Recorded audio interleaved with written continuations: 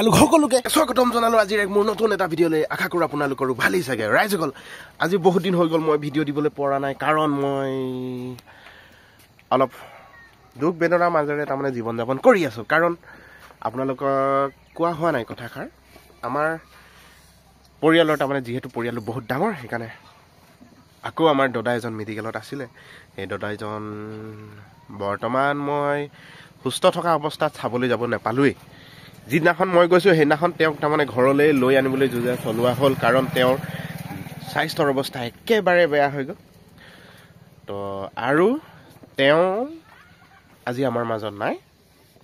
তেওঁ য'তেই থাকক তেওঁ আত্মাই যাতে চিৰশান্তি পাওক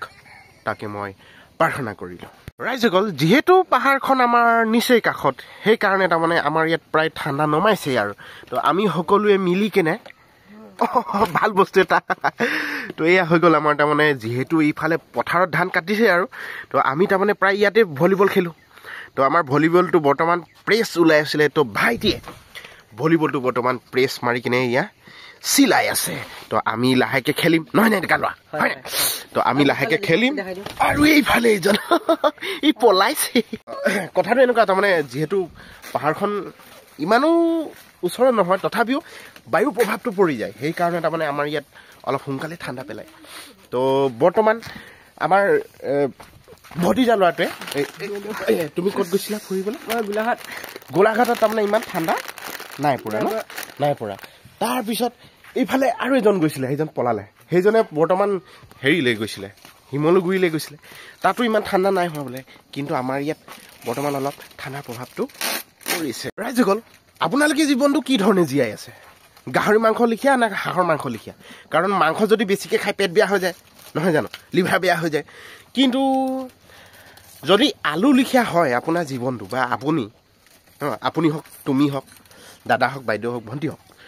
যদি আপোনালোকে যদি আলু লিখীয়া হয় আলু সকলোৰে লগতে মিলি যায় হয় নাই তো কিন্তু মই আলু লিখীয়া আৰু চবৰ লগতে মিলি যাব বিচাৰোঁ তাৰমানে কেছটো এনেকুৱা মোৰ জুৰীয়া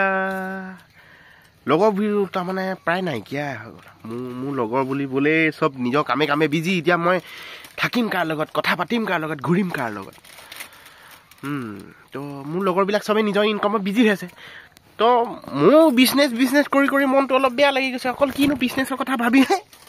কিন্তু চুলিটো সৰি তালো পালেগৈ তো সেইকাৰণে এই ভতিজা ল'ৰাকেইটাৰ লগতে অলপ ধেমালি কৰি থাকোঁ এইটো চাব দেই এনে হাইটটো চাব